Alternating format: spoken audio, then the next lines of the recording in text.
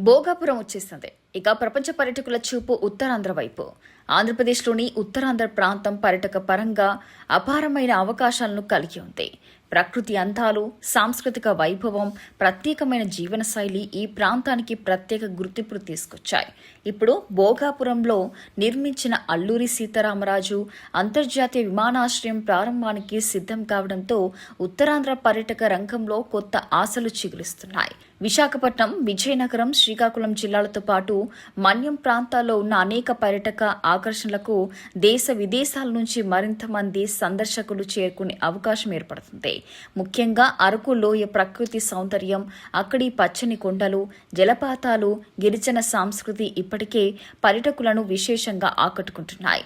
అరకు కాఫీకి ఉన్న అంతర్జాతీయ గుర్తింపు కూడా ఈ ప్రాంతానికి ప్రత్యేక ఆకర్షణగా నిలుస్తుంది. అలాగే లంబసింగి చల్లని వాతావరణం, మేఘాల మధ్య కనిపించే అందమైన దృశ్యాలు పర్యాటకులను ఇక మంత్రముగ్ధులను చేస్తున్నాయి.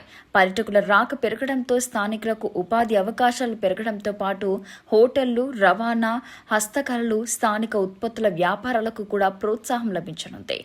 భోగాపురం విమానాశ్రయం అందుబాటులోకి రావడం వల్ల ప్రయాణ సమయం తగ్గి ఉత్తరాంధ్రను ప్రపంచ పర్యాటక పట్టణంలో మరింత బలంగా నిలబెట్టే అవకాశం ఉంది.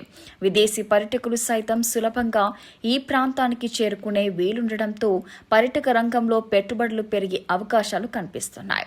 ఉత్తరాంధ్రలోని సహజ వనరులు, చారిత్రాత్మక ప్రదేశాలు, ఆధ్యాత్మిక కేంద్రాలు, గిరిజన సాంప్రదాయాలను ప్రపంచానికి పరిచయం చేయడానికి భోగాపురం ఎయిర్పోర్ట్ ఒక కీలక మలుపుగా మారనుంది. ఈ విమానాశ్రయం కేవలం రవాణా సౌకర్యాన్ని మాత్రమే కాకుండా ఈ ప్రాంత అభివృద్ధికి కొత్త మార్గాలను తెరవనుంది.